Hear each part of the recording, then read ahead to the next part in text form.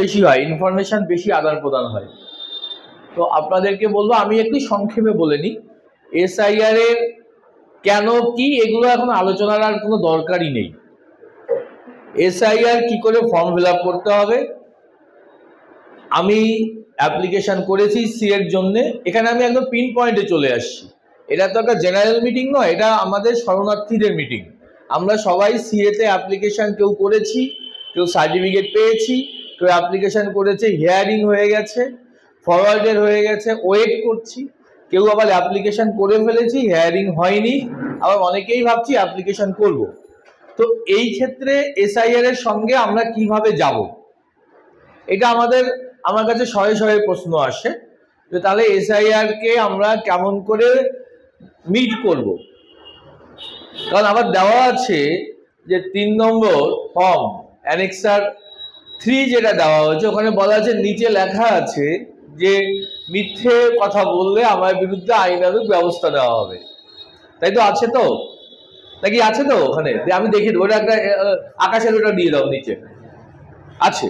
তো তাহলে এই যে আমরা বিভিন্নভাবে রয়েছি না, যারা সার্টিফিকেট পেয়ে গেছি তাদের কি হবে, যারা পাইপ লাইনে আছে হিয়ারিং হয়ে গেছে তারা কি করব, যাদের হিয়ারিং হয়নি তারা কি করব, যারা অ্যাপ্লিকেশন করতে চাইছি তারা কিভাবে, বাড়িতে বিএলও আসছে, রাজনৈতিক দলের লোকেরা আসছে, নিজের মধ্যে দ্বিধা কাজ করে, পাশের বাড়ির পাড়ার লোকই সাধারণত বিএলও হয়েছে, সাথে আবার বিএলএরা সঙ্গে চলে আসে। এবার আমার নিচের যে ফর্মটা দিয়েছে না, উপরেরটা সবাই ফিল আপ করতে পারছি, নিচের দুটো কি করে ফাঁকা রাখবো, তাহলে মান সম্মান চলে যাবে, তাহলে বোঝাই যাচ্ছে যে আমার ডেফিসিয়েন্সি আছে, তাহলে আমি কি করব, ইত্যাদি ইত্যাদি মনের বিভিন্ন কোণে আমাদের বিভিন্ন ধরনের প্রশ্ন এসে দানা বাঁধছে। তো সেইগুলো আমরা কি করে, আমি একটু সংক্ষেপে বলবো, যার যার ইন্ডিভিজুয়াল মানে দরকার আছে সেগুলো হাত তুলবেন, মানে ডিটেইলে সেটা নিয়ে আমরা আলোচনা করব। দেখুন ফর্মটা আগে আমরা দেখি, পুরো ফর্মটা দেখাও, পুরো ফর্মটা দেখাও, ছোট করে নাও ফর্মটা। হ্যাঁ, এই যে এসআইআর এর ফর্ম, হ্যাঁ এসআইআর এর ফর্মটা দেখুন, উপরে তো প্রিফিল্ড থাকে এইটুকু জায়গায়, এখানে আমাদের কিছু আরো বড় করো, বড় করে যাতে দেখা যায়। হ্যাঁ, উপরে তো একটু নিচে করো, এই যে প্রিফিল্ড আছে না, এইটা দেখুন প্রত্যেকের বাড়িতে প্রত্যেকের আছে, তাই তো? যারা পেয়েছেন, যে এটাকে বলে অ্যানেক্সার 3। আমি এর মধ্যে অনেক ফ্যালাসি আছে, অদ্ভুত একটা মজা চলছে, দেখবেন ভয় দেখানোর রাজনীতি।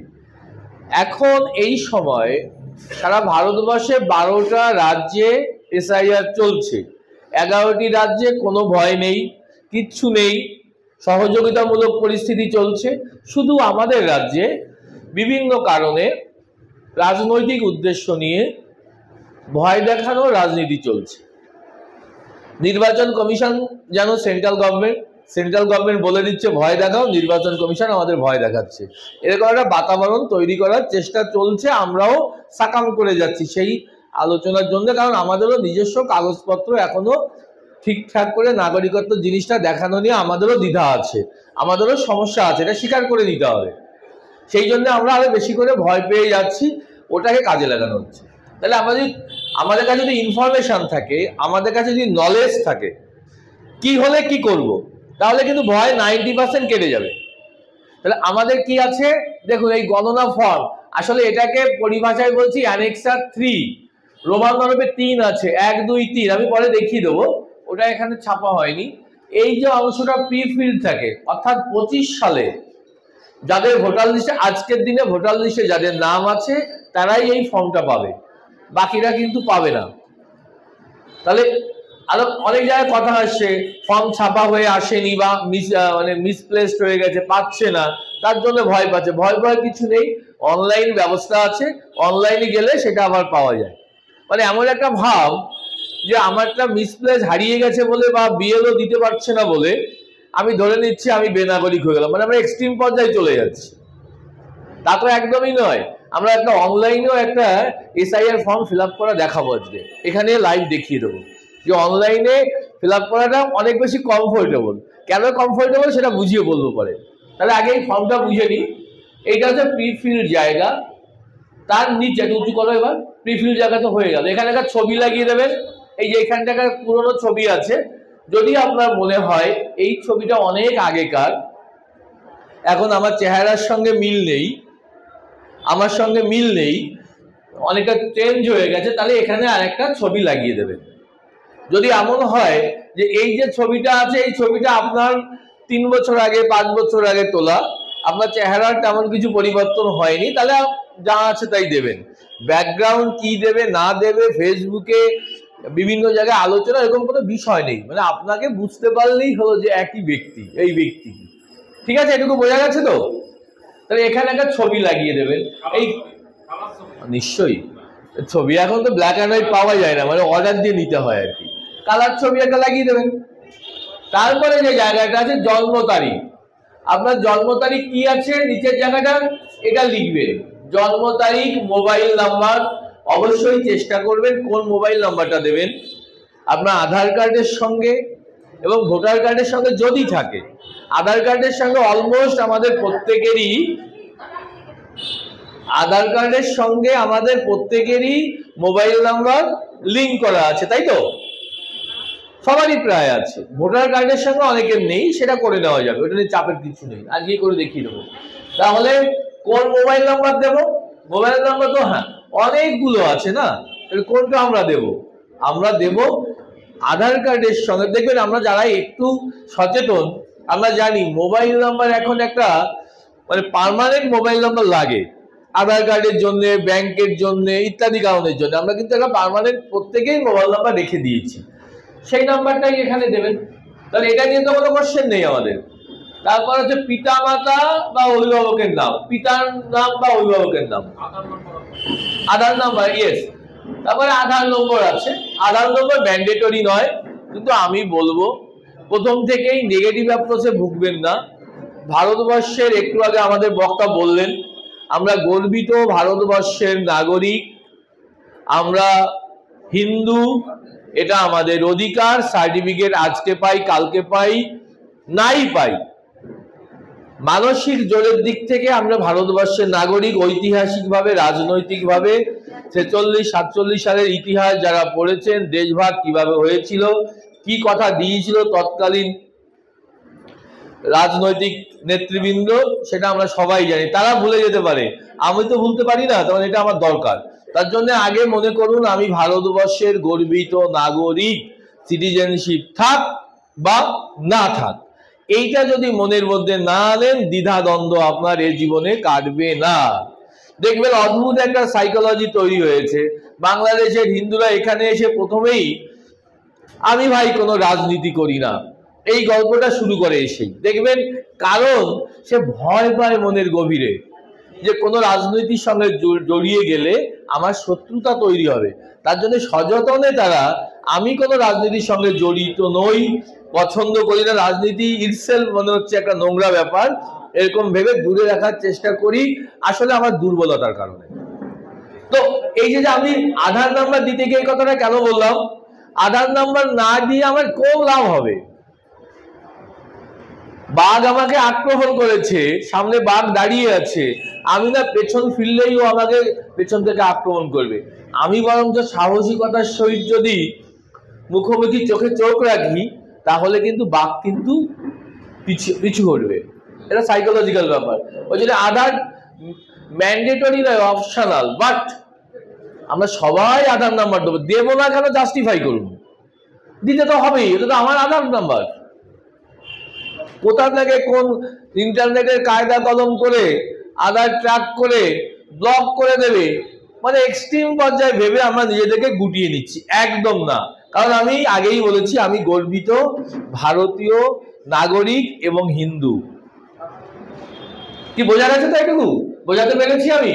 তাহলে আধার নাম্বার ঐচ্ছিক থাকলো আমার কাছে অন্তত ঐচ্ছিক আমার নয়, আমরা এটাকে বাধ্যতামূলক মানসিকভাবে মেনে নেবো, আইনগতভাবে ঐচ্ছিক। তাহলে সুপ্রিম কোর্টের রায়টায় আছে, সেই জন্য এগুলো করতে হয়। তারপরে মোবাইল নাম্বার কোনটা দেবেন? পিতা বা অভিভাবকের নাম। তো পিতার নামই আমরা ব্যবহার করি, তাহলে পিতার নাম লিখবেন। তো এটা তো বলার কিছু নেই, পরিষ্কার করে লিখবেন। আমি বলি, হ্যাঁ পরে বলছি। পিতার অভিভাবকের এপিক নাম্বার, হ্যাঁ পিতা অবলিক, যদি আমাদের মনে রাখতে হবে এটা হচ্ছে ন্যাচারাল মানে রুল, সেটা হচ্ছে বাবা যদি বেঁচে থাকেন তাহলে মা যদি বেঁচে থাকেন পৃথিবীতে আর কেউ অভিভাবক হতে পারে না। পিতা যদি বেঁচে থাকেন, আমি সব বলবো, শেষ করি, পিতা যদি বেঁচে থাকেন তাহলে পিতাই কিন্তু ন্যাচারাল অভিভাবক। পিতা না থাকলে মা। তারপরে অভিভাবক আমাদের হিন্দু কালচারে রয়েছে হাজব্যান্ড।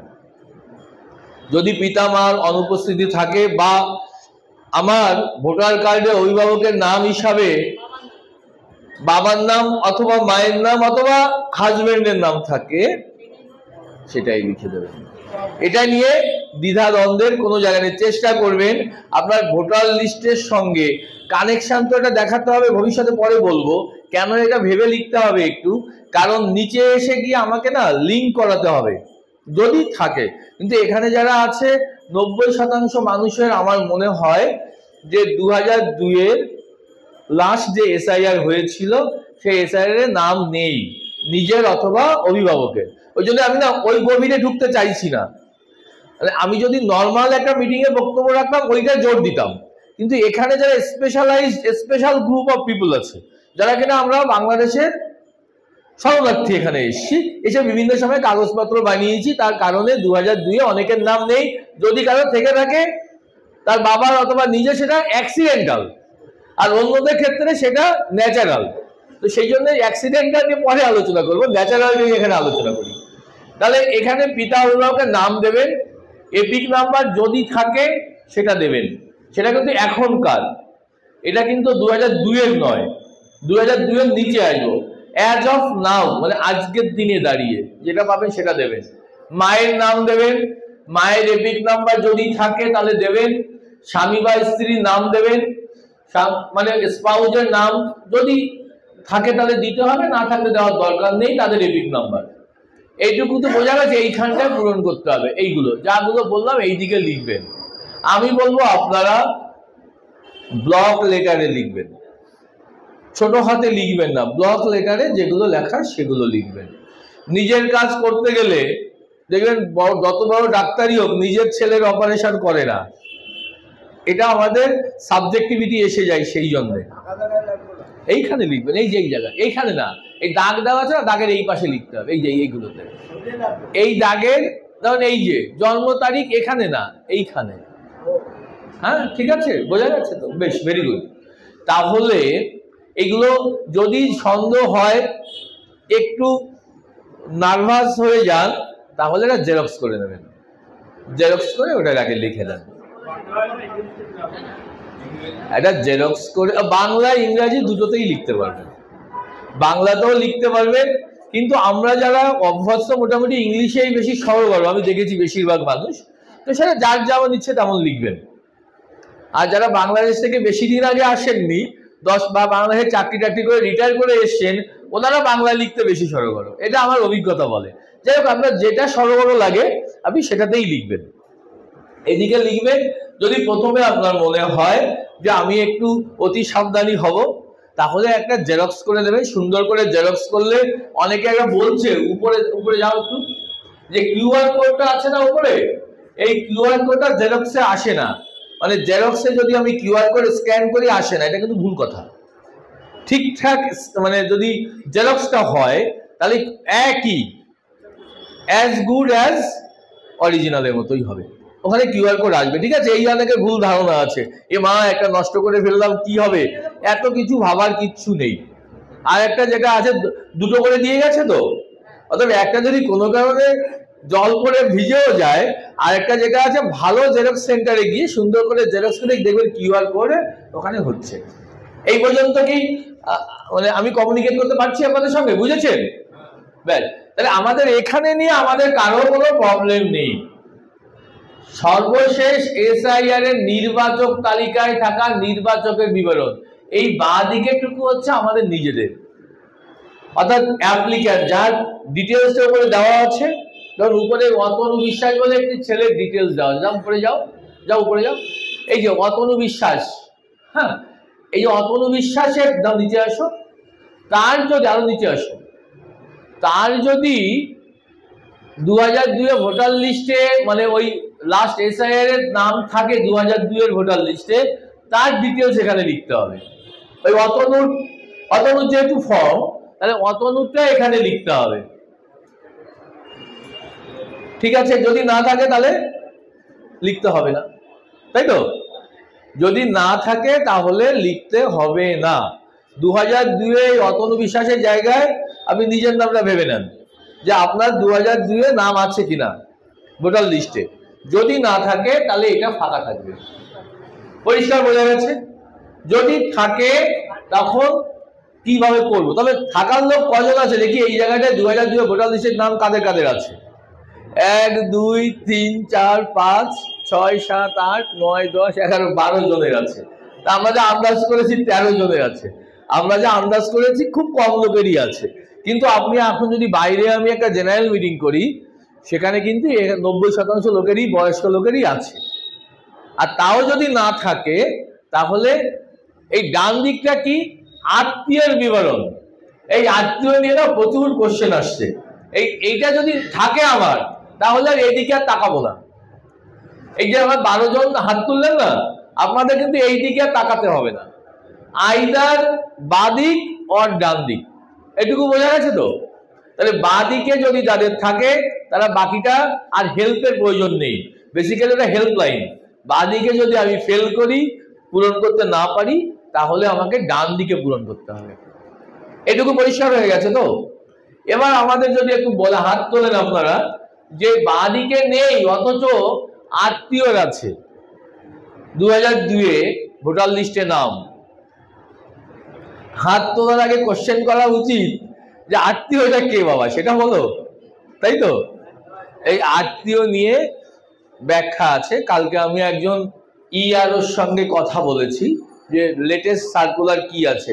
প্রতিদিন সার্কুলার আপডেট হচ্ছে, এই আত্মীয় নিয়ে আপডেট হচ্ছে। তো লেটেস্ট সার্কুলার আছে। আত্মীয় বলতে এটা হরাইজন্টাল হয়, মনে রাখবেন।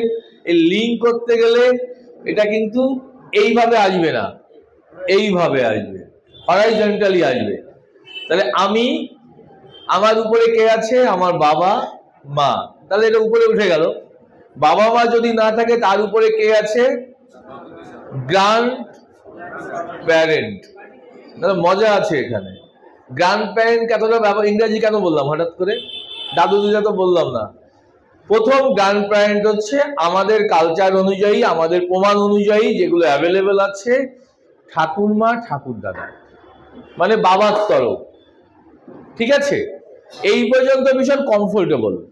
কারণ ইনি যে আমার মা, যদিও আমার সব থেকে প্রিয়তমা আমার পৃথিবীতে, কিন্তু আমাদের কালচারে, আমাদের অ্যাডমিনিস্ট্রেটিভ সেটআপে রিসেন্ট শুরু হয়েছে বার্থ সার্টিফিকেটে এবং মাধ্যমিক উচ্চ মাধ্যমিক সার্টিফিকেটে সিবিএসসি আইসিএসসিতে মায়ের নামও কম্পালসারি লিখতে হবে। কিন্তু আমি যখন মাধ্যমিক পাস করেছিলাম, আমার কোনো কাগজেই আমার মায়ের নাম ছিল না। তাহলে আমার মা, উনি যে আমার মা, খাতা কলমে প্রমাণ করা কিন্তু চাপ হয়। আবার যদি বলি ম্যাটারনাল, মানে মায়ের তরফে আমার, ওটা দিদা বলে, তাই তো? মায়ের তরফে মায়ের মা, মাকেই আমি খাতা কলমে মেলাতে পারছি না, মায়ের মাকে কি করে মেলাবো? আমাদের বয়স্ক লোক একটু, আমাদের কিন্তু অনেক বেশি চাপ। অল্প বয়সী ছেলে মেয়েদের কিছুটা সহজ হয়েছে, বিভিন্ন জায়গায় মায়ের নাম লেখা থাকছে। তাহলে বেসিক্যালি ফার্স্ট প্রেফারেন্স আমার বাবা, সেকেন্ড প্রেফারেন্স আমাদের মা, মানে ডান দিকটা পূরণ করার জন্য। থার্ড প্রেফারেন্স হচ্ছে আমার ঠাকুর দাদা, ফোর্থ প্রেফারেন্স হচ্ছে আমার ঠাকুমা। যদি উপায় না থাকে, কালকের পর্যন্ত সার্কুলার বা সব মৌখিক নির্দেশ যে হতেই পারে কোনো কারণে মায়ের, বাবার তরফের আর কেউ নেই, মায়ের তরফের সঙ্গেই আমি থাকি, তাহলে ওই লিঙ্ক কিন্তু দেখানোর দায়িত্ব আমার। আমি যেহেতু বলছি যে আমার মায়ের ডকুমেন্ট দিচ্ছি, আমি বোঝাতে পারছি তো? আমি আমার ডান দিকে আমার মায়ের মা, আমার দিদার আমি নাম দিচ্ছি, লিঙ্ক দেখানোর দায়িত্ব কিন্তু আমার উপরে বর্তাবে। আপনাকে কিন্তু এই ক্ষেত্রে এইটা ফিল আপ করলে আপনাকে কিন্তু হিয়ারিং এ উপস্থিত হতে হবে। যখন লিঙ্কটা উইদাউট এনি ডাউট স্টাবলিশড না হবে, লিঙ্কটা আমার 2002 নাম নেই, আমার বাবা মার আছে, সেক্ষেত্রে নর্মালি ডাকার কথা না, মানে হিয়ারিং এ আর ডাকবে না।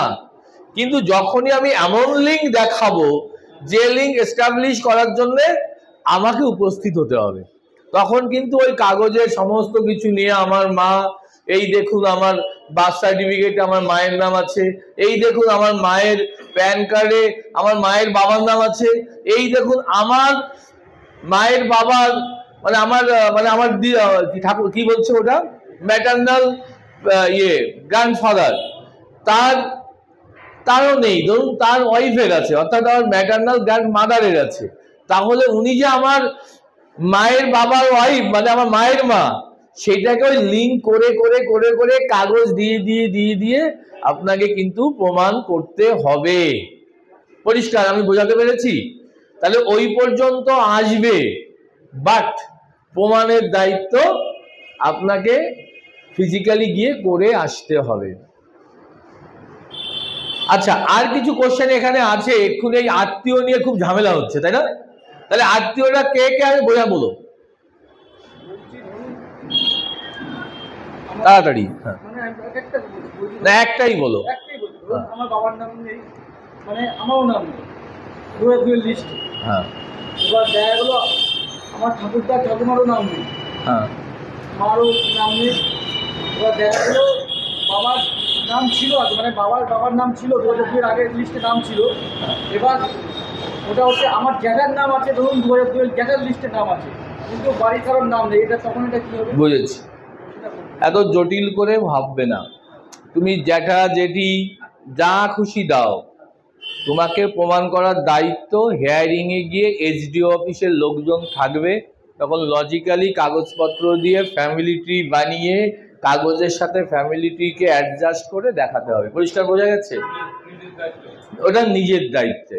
ওই যেটা দেখা গেছে হাইপোথেটিক্যাল বা বাস্তবে কিছু আছে, সেটা কিন্তু ওই দায়িত্বটা অ্যাপ্লিক্যান্টের উপরেই পুরোপুরি বর্তাবে। তাকে যদি খুশি করা যায় যে সত্যিই তো জন্মের সময় বাবা মা দুজনেই প্লেন ক্রাশ করে মারা গেছে, ঠাকুরমা ঠাকুরদাদা ওই প্লেনেই ছিল, 4 জনই মারা গেছে 1980 সালে, কিছু তো নেই, আমি তো জ্যাঠামশার কাছে মানুষ হয়েছি, এই সমস্ত এক্সেপশনাল কেস আমার মনে হয় জেনারেল কেসের মধ্যে আলোচনা না করা ভালো, কারণ এটা কোটিতে একটা ঘটবে। সেটা আমরা আলাদা কথা বলবো, তাহলে আমাদের প্রোগ্রামটা ঠিক হবে। পরে একদম পার্সোনাল সেটা পরে কথা হবে, ঠিক আছে তো? আচ্ছা, এই যে আত্মীয়র নাম, অনেকেই কোশ্চেন করছেন সর্বশেষ এসআইআর এর নির্বাচক তালিকায় থাকা নির্বাচকের বিবরণ। এখানে একটা মজা আছে, আত্মীয়টা কে এখানে বাঁদিকে, এই বাঁদিকের নিচে কিন্তু আমি বলেছিলাম, আপনারা কি রিলেট করতে পারছেন? বাঁদিকে কিন্তু নিজেরটা 2002 এর নিজের নাম ছিল না, সেটা লিখতে হতো এখানে, তাই তো? যদি নিজের থাকে তাহলে আত্মীয়টাকে না, ওরা ইচ্ছে করে ওই আত্মীয় বানানো যাবে না। 2 এর ভোটার লিস্টে বের করো, ওখানে আছে দেখো, এইখানে আমার কাছে আছে 2 এর ভোটার লিস্ট, এই যে আমি তো কাগজটা এনেছি না, ফাইলটা, ওটা ওর নিচেরটা 2 এর ভোটার লিস্ট যারা দেখেছেন, বা 3 এর ভোটার লিস্ট, যে ভোটার লিস্টে দেখুন প্রত্যেকে এটা আত্মীয়র নাম এবং তার সাথে রিলেশন কি আছে সেটা। তাহলে 2 এর ভোটার লিস্টে আপনার যে নামটা আছে, নামের পাশে আত্মীয়র নামও আছে, ধরুন আমার বাবার নাম আছে। হ্যাঁ, এই যে আমরা মোটামুটি একটু স্টাডি করে নিয়েছি আপনাদের জন্য। মাস্টারমশাই স্কুল চালানোর কথা, কিন্তু মাস্টারমশাই এখন প্রাণের দায়ে আপনাদের জন্য এই সব পড়াশোনা করতে হয়। এই দেখুন, এটা 2 এর একটা ভোটার লিস্ট।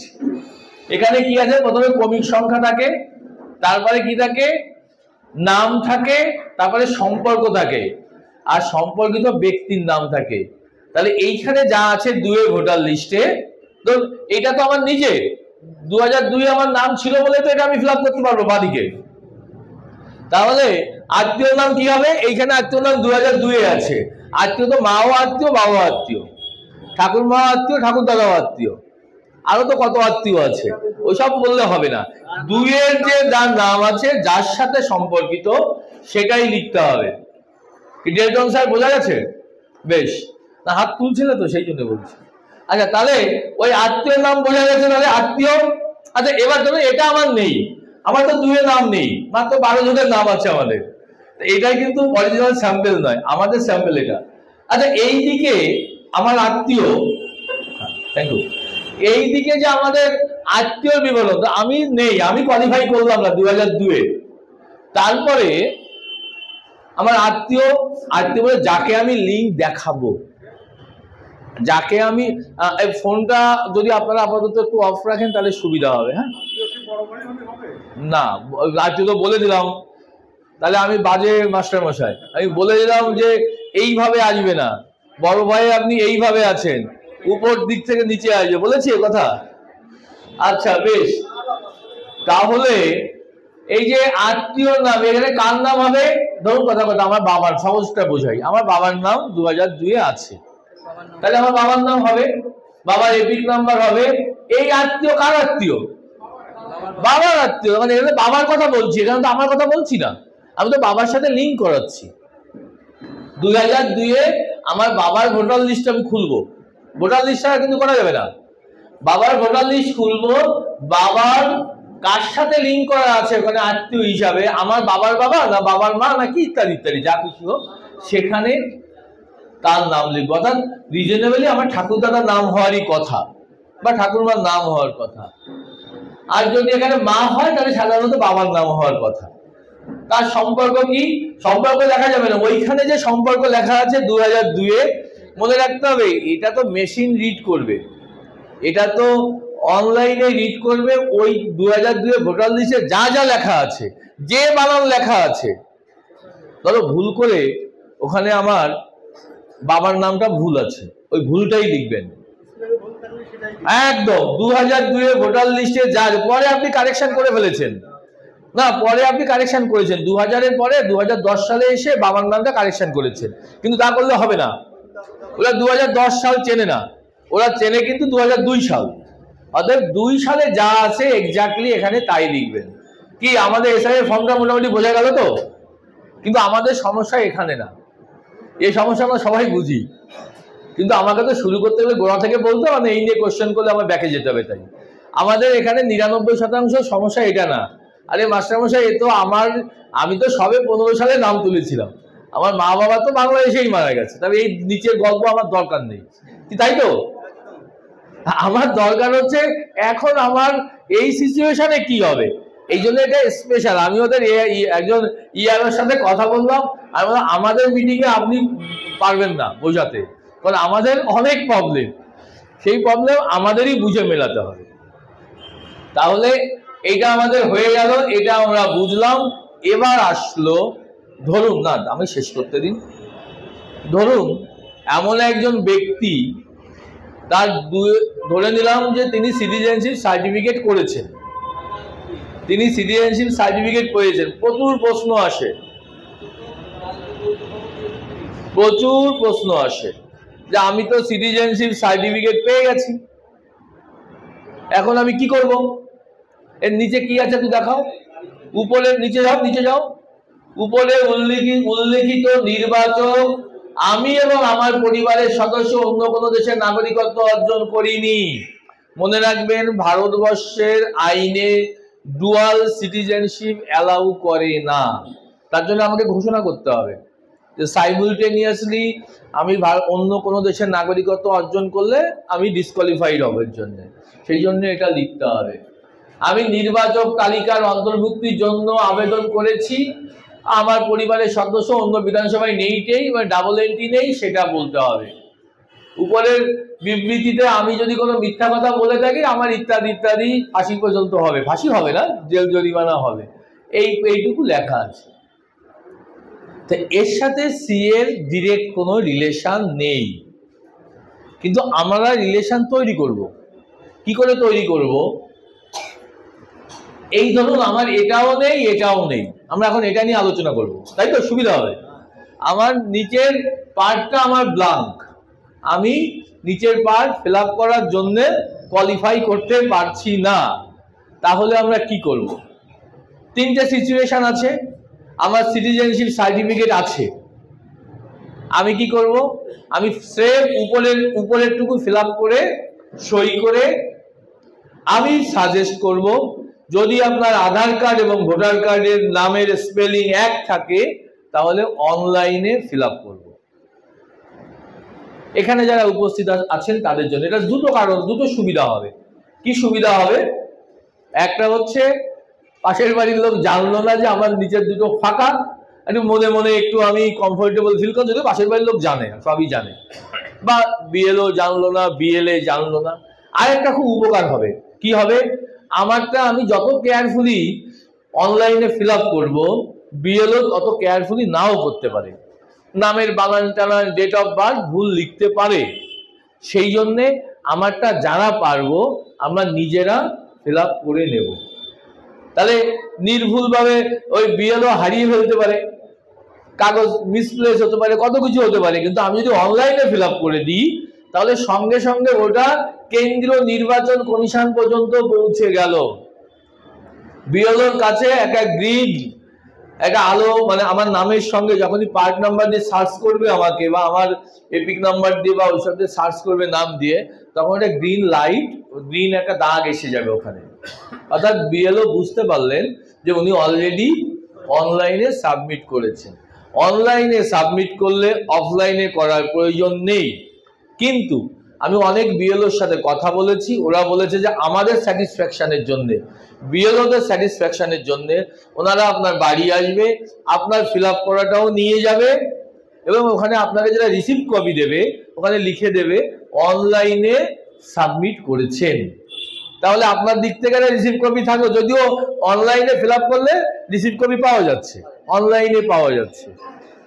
তাহলে আমরা অনলাইনে ফিল আপ করবো, প্রিফারেবলি খুব সহজ। আমরা আজকে লাইভ দেখিয়ে দেবো একটা দুটো অনলাইনে ফিল আপ করা, তাহলে বাড়িতে গিয়ে আপনারা অনলাইনে ফিল আপ করবেন। বাঙালি ঐক্যমঞ্চ হিন্দু বাঙালি সংগঠন বাঙালি শরণার্থীদের নিয়ে কাজ করে। আমরা শুধু সিএ সার্টিফিকেট নিয়ে কাজ করি না, আমরা কিন্তু টোটাল বাঙালি শরণার্থী হিন্দুদের জন্য আমরা সব ধরনের সব অ্যাভিনিউতে কাজ করি। দেখবেন এরপরে আরো অনেক অ্যাভিনিউ আমাদের এক এক করে আসবে যখন প্রয়োজন হবে। তাহলে অনলাইনে আমরা ফিল আপ করবো, একটা ছবি অনলাইনে লাগবে, আর কিচ্ছু লাগবে না। আপনার আধার কার্ডটা লাগবে, আর যে রেজিস্টার্ড আধার কার্ডের সঙ্গে মোবাইল নাম্বারটা আছে সেটা লাগবে। তাহলে একটা ছবি লাগবে, ছবিটা স্ক্যান করে ঢুকিয়ে দিলে ব্যাস। আর দুই একবার আধার কার্ডের জন্য ওটিপি আসবে, একদম ভেরি সিম্পল। ওই 5 মিনিটও লাগে না ফিল আপ করতে, 5 মিনিটও লাগে না, বারবার আপনি ভেরিফাই করেও নিতে পারবেন। এবার কথা হচ্ছে যে ধরুন একজন ব্যক্তি, ধরুন আমার এই নিচের দুটো ফিল আপ হলো না, এটা উপরে নিচে চলে আসো, নিচে আসো, আমার এই নিচের দুটো ফিল আপ হলো না, এই নিচের দুটো ফিল আপ হলো না। আমার সিটিজেনশিপ সার্টিফিকেট আছে, আমার তো কোনো ঘাবড়ানোর কোনো কারণ নেই, আমি তো ভারতীয় নাগরিক, সরকার আমাকে সার্টিফিকেট দিয়েছে, কারো কাছে প্রমাণ করতে হবে না আমাকে। হ্যাঁ, এতদিন ধরে বাই বার্থ ইত্যাদি ইত্যাদি, কোথায় জন্মেছিলে হ্যানা ট্যানা, ওই তো আছে গরিব মানুষ, ভাড়া থাকতাম কোথায় ইত্যাদি ইত্যাদি গল্প টল্প বানাতে হতো। এখন যারা সার্টিফিকেট পেয়ে গেছে তাদের আর গল্প বানানোর কোনো প্রয়োজন নেই। কিন্তু প্রশ্ন আসছে, আমি বললাম ভয়ের রাজনীতি চলছে, ভয় দেখানোর রাজনীতি চলছে, আর আমরা তাতেই পুতুলের মতো ভয় পাচ্ছি। এক্ষুনি আমি দেখিয়ে দেবো, এই অ্যানেক্সার সি দেখিয়ে দাও। যখন আপনাকে হেয়ারিং এ ডাকবে, মনোযোগ দিয়ে শুনবেন, সব টোটাল প্যাকেজটা পেয়ে যাবেন, একদম নিজের কনসেপশনটা ক্লিয়ার হলে না ওই ভিডিওগুলো দেখলে হাসি পাবে। যখন আপনার হেয়ারিং এ ডাকবে, এটা দিয়ে দিলে তো হেয়ারিং এ ডাকবে আপনাকে, নিচের দুটো যদি ফাঁকা থাকে, হ্যাঁ, আর বললেও কিন্তু ডাকতে পারে, যদি ওরা রিলেশনটা ঠিকঠাক এস্টাবলিশ না করতে পারে, ওরা স্ক্রুটিনির সময়, তখন ডাকবে। ডাকলে তখন আপনি কি করবেন, অ্যানেক্সার 3 করেছে, এই যে অ্যানেক্সার সি বলে একটা ফরম্যাট থাকবে, ওখানে টিক দিয়ে সই করতে হবে এবং আপনার ডকুমেন্ট সঙ্গে করে নিয়ে যেতে হবে। এটা আমাদের মোটামুটি ধরুন 4 তারিখ পর্যন্ত তো চলবে, তারপরে বোধহয় 9 তারিখে বোধহয় ড্রাফট বেরোবে না, 9 তারিখে ডিসেম্বরের 9 তারিখে ড্রাফট বেরোবে। কান্নাকাটি একদমই করবেন না, নাম উঠবে না, যেহেতু নিচের দুটো ফিল আপ করিনি বা এস্টাবলিশ করতে সঠিক করে পারিনি, বাবারটা আমার দিইনি, মারটা পারিনি, মার বাবার নেই, আমার নিজের নেই, ঠাকুর দাদা ঠাকুরমা নেই, তারপরে ওই যে ভাই গল্প প্রশ্ন করলো ইত্যাদি ইত্যাদি, যদি এরকম এরকম হয় সেগুলোকে তো ডাকবে। হিয়ারিং এ ডাকার জন্য এত ঘাবড়ে যাওয়ার কিছু নেই। আগে বলা হয় গর্বিত হিন্দু, বাঙালি, ভারতের নাগরিক, এই জিনিসগুলো যদি মনের মধ্যে না গেঁথে যায়, এখনো যদি বাংলাদেশের উদ্বাস্তুই থেকে যায়, বাংলাদেশের সংখ্যালঘু মেন্টালিটি মনের মধ্যে থেকে যায়, তাহলে কিন্তু এই ভয় কেউ কাটাতে পারবে না। তাহলে আপনার হিয়ারিং এ ডাকবে, হিয়ারিং এ ডাকলে কি করতে হবে, এই ফর্মটা, চলে যাও নিচে আসো, এটা কি আমাকে নিচে দেখো, একটা সি তো, বেশ নিচে যাও। এখানে আছে আমাদের জন্য কিছু না, আমরা বাংলাদেশের লোক যারা শরণার্থী, উদ্বাস্তু বলছি না, উদ্বাস্তু কথাটার অনেক ব্যঞ্জন আছে, শরণার্থী বললে ভালো হবে।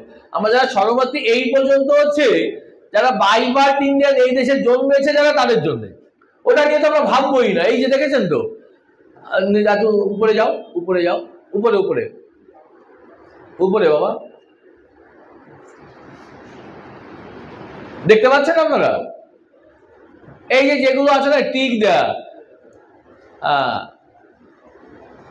অনেক ছোট আছে, এখন ইংরেজিতে আছে, না না সবাই জানে, সব মুখস্থ হয়ে গেছে। বলছি এই যেগুলো আছে না, এক মিনিট, এই যেগুলো আছে না, এগুলো যাতে ভারতবর্ষে জন্মগ্রহণ করেছে, এই জন্মের আবার 3টে ধাপ আছে, কখন কখন জন্মগ্রহণ করে, তাদের জন্য, আমাদের জন্য নয়, আপনার জন্য নয়। ছেলে মেয়ে কি এসছে এখানে? ছেলে মেয়ে কি আজকে আপনার সঙ্গে এসছে? আমাকে বলতে দিন, আপনার সঙ্গে কি এসছে? আমাকে সেটা সেই রিপোর্টের জন্য পরে, আগে আপনাকে খাওয়াবো, খাবার বাঁচলে আপনার বাড়ির জন্য খাবার পাঠিয়ে দেবো। আপনাকে না খাইয়ে তো আপনার রিপোর্ট করার দরকার নেই, আগে নিজে খান, নিজেটা বুঝে নেন। এইটা আমাদের জন্যে নয়, যারা বাংলাদেশে জন্ম, আমার কথাটা মনোযোগ দিয়ে শুনুন, আপনার সব উত্তর মিলে যাবে। ওই রুশোর কথা আছে না, রুশো, দার্শনিক রুশোর নাম শুনেছেন আপনারা? দার্শনিক রুশো বলেছে, যে বাড়ি থেকে একটু পড়াশুনো করে এসছে ওই ছাত্রকে আমি পড়াতে পারবো না, যে কিচ্ছু বলেনি তাকে আমি পণ্ডিত বানিয়ে দেবো।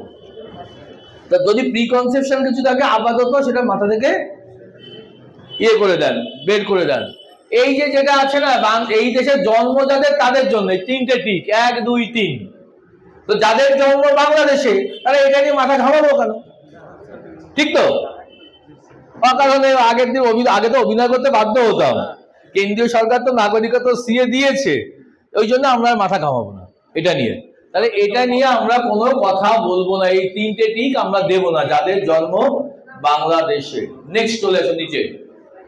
আমাদের একটা জায়গা আছে, এইটা আই হ্যাভ, কি হলো, I have acquired Indian citizenship by registration or naturalisation, একটা সার্টিফিকেট। আমরা এটাতে টিক দেওয়ার জন্য পাগল, এখন আমরা এটাতে টিক দেওয়ার জন্য পাগল হয়ে উঠেছি। মাস্টারমশাই মিষ্টি মিষ্টি করে বলছে ঠিকই, সার্টিফিকেট কোথায়, এসব মনের মধ্যে আসবে, সব উত্তর দেবো আমরা, একটু দেওয়ার সুযোগ করে দিন। তাহলে আমাদের জন্য হচ্ছে এইটা, আই হ্যাভ অ্যাকোয়ার্ড। দেখবেন কি সবাই না, ওই যারা রাজনৈতিক উদ্দেশ্য নিয়ে দেখাচ্ছে, ওই ফার্স্ট পেজ দেখায়, যেখানে জন্মের 3টে টিক, ওটা দেখাচ্ছে, দেখেছেন খেয়াল করে? পেছনে আপনার যেটা দিয়েছে সেটা কিন্তু ওইটা বড় বড় করে দেখানো। কিন্তু যারা বাংলাদেশে জন্ম, যাদের বাংলাদেশে জন্ম, বাংলাদেশ থেকে আমরা যারা এসেছি, তাদের জন্য হচ্ছে এইটা। ওটা দিলে আর আপনার কোনো কাগজ দেখাতে হবে না, ঠিক আছে? কিন্তু এই অ্যানেক্সার সিতে, বসুন বসুন, অ্যানেক্সার সিতে 2টো পেজ আছে, ইচ্ছে করে আমাদেরকে একটা পেজ দেখানো। এই ডাক্তার ভাই রয়েছে, ও একটা পেজই দেখে, মাঝে মাঝে ডাক্তার তো সময় পায় না, ইউটিউব খুলে দেখলো, কই বাংলাদেশের ন্যাচারালাইজেশনের জন্য তো কোথাও টিক দেওয়ার জায়গা নেই, ও তো হবে না। সিইও নাকি বলেছে, তুমি বলেছো আমাকে না, কে যেন বললো, চিফ ইলেকশন কমিশনার নাকি বলেছে বাংলাদেশ থেকে যে সিটিজেনশিপ নিলে ওটা হবে না, ওরা নাকি পাবে না। তো এই সমস্ত ভয় থেকে এই কথাগুলি তৈরি হচ্ছে। তো এই যে আমাদের জন্য এইটা আই হ্যাভ অ্যাকোয়ার্ড, এটা সত্যি আমাদের জন্য, যে আমি ভারতীয় নাগরিকত্ব অ্যাকোয়ার করেছি by means of naturalisation or registration. ঠিক আছে? তো এই পর্যন্ত হলো। এবার আমি তো সার্টিফিকেট এখনো পাইনি, যারা পেয়েছেন তারা তো মনে আনন্দ দিয়ে দিলেন, কিন্তু ওই ম্যাডামরা তো পাইনি, অ্যাপ্লিকেশন করে বসে আছে, হিয়ারিং হয়ে গেছে, ওখানে ফরওয়ার্ডেড দেখাচ্ছে, কিন্তু আমি এখনো পেন্ডুলামে ঝুলছি। 4 তারিখের মধ্যে আমার জমা দেওয়ার কথা, তাই তো নাকি? 4 তারিখের সাথে তো কোনো রিলেশন নেই। ধরুন আমার নিজের সার্টিফিকেট আছে, তা আমি কি এখানে সার্টিফিকেট দিতে পারছি না তো। যিনি সার্টিফিকেট পাননি আর যিনি পেয়েছেন, এই ফর্ম জমা দেওয়ার সাথে তার কোনো সম্পর্ক নেই। এই জিনিসটা বুঝতে হবে। তাহলে যে তাড়াতাড়ি 4 তারিখ এসে গেল, 4 ডিসেম্বর এসে গেল, এটার জন্য যে আপনাদের মনের মধ্যে আকুতি, 4 ডিসেম্বরের সাথে এর কোনো রিলেশন নেই। আপনি শুধু আগে অ্যানেক্সার 3 দিয়েছিলাম না, রোমানের 3, যেটা বাড়ি দিয়ে যাচ্ছে, ওটা যা সই করে দিয়ে দেবেন, অনলাইনে সাবমিট করে দিলেন।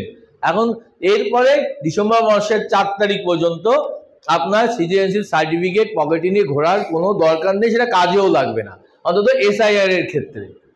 পরিষ্কার বোঝা গেছে? তাই 4 তারিখ পর্যন্ত নিশ্চিন্ত। ওই যে বসে আছেন, ওনারা তো এমনি এমনি আসেননি, ওনারা রিপোর্ট করবেন গিয়ে কি সিচুয়েশন, কোথায় হচ্ছে না হচ্ছে। সেটা আমাদের দেখাতে হবে কবে? যেদিন আমাকে হেয়ারিং এ ডাকবে, বলে বাছা তুমি তো শুধু উপরেরটুকু ফিল আপ করেছো, তাহলে তুমি তোমার নাগরিকত্ব প্রমাণ দাও যে তুমি ভারতের সিটিজেন।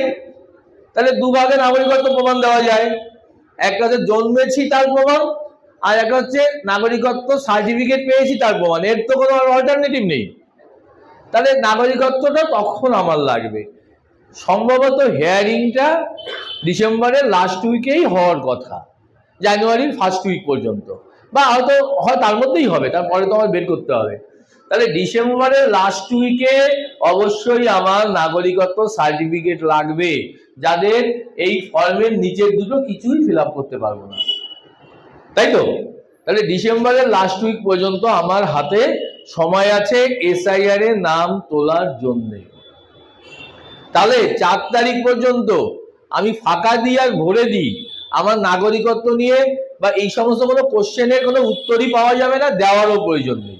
আমার কাছে অ্যাভেলেবল যা আছে, BLO আসবে, আমি সিটিজেনশিপের জন্য অ্যাপ্লাই করেছি কি করিনি, আমি কোনো লিঙ্ক দেখাতে পেরেছি কি পারিনি, এই সমস্ত উত্তর এবং প্রশ্ন দুটোই অবান্তর।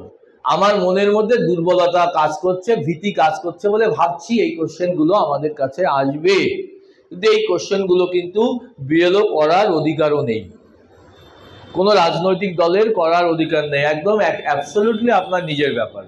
আপনি ফিল আপ করে অ্যাভেলেবল ডকুমেন্টস অ্যাজ অফ নাও, এখন আমার কাছে যা যা আছে, কাগজ তো আমি এখন থাকলেও দেবো না, এই ফর্মটা আপনি রিসিভ করে নিয়ে যান। যখন হেয়ারিংয়ে ডাকবে তখন আমারটা ডিসিশন হবে, আমার কাগজ এবং হেয়ারিং অফিসার মিলে একটা সিদ্ধান্ত হবে, ঠিক আছে? সেই সিদ্ধান্ত কবে হবে? ডিসেম্বরের লাস্ট উইকে। তখন কিন্তু আমার সিটিজেনশিপ সার্টিফিকেট লাগবে।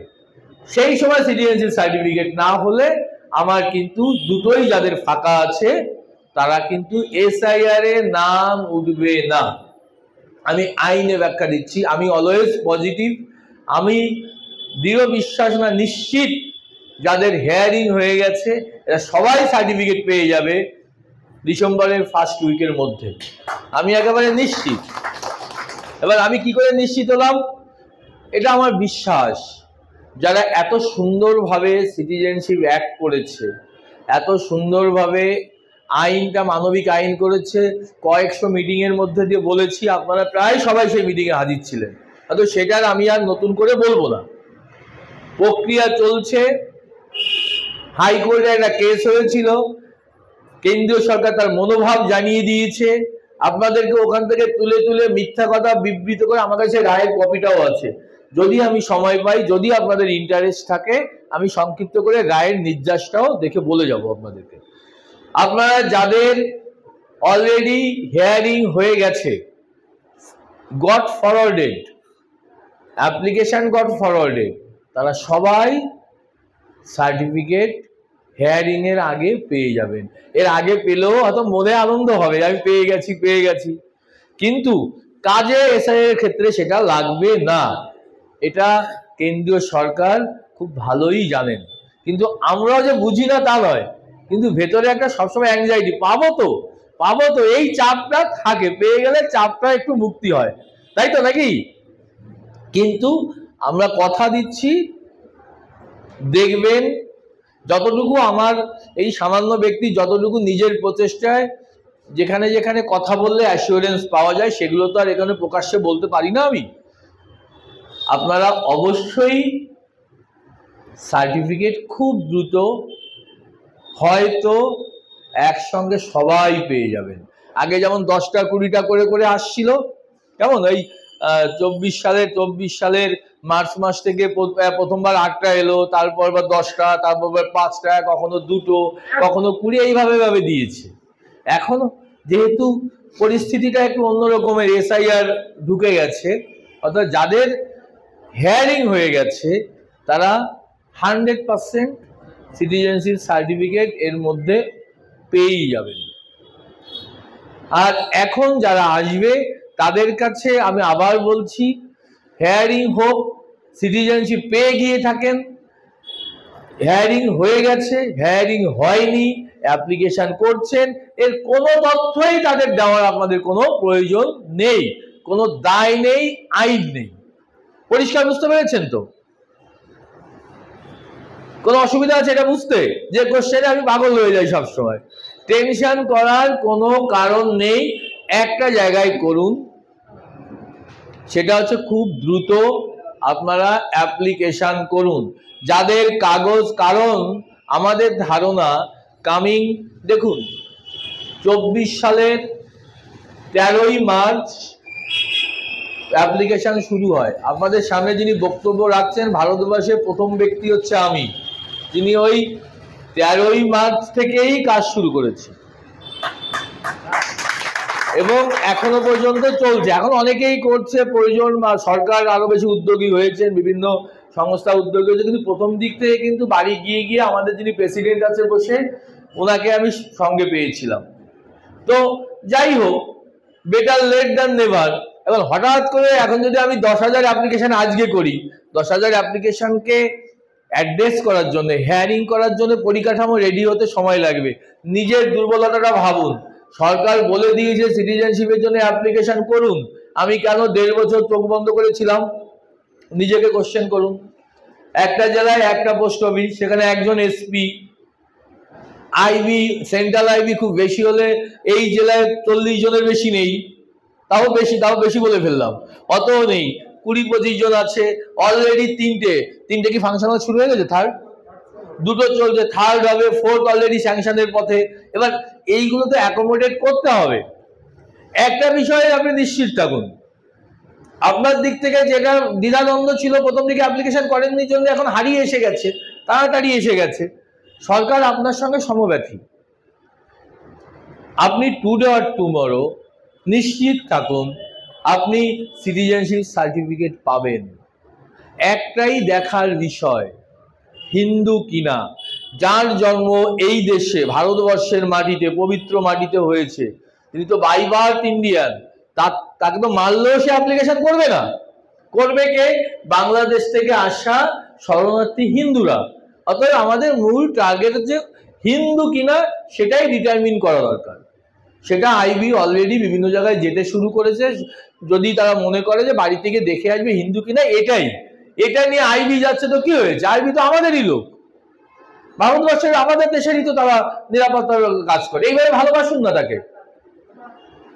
কি বলছি বুঝতে পেরেছো তো? IB দেখতে যাচ্ছে আপনি হিন্দু কমিউনিটি কিনা।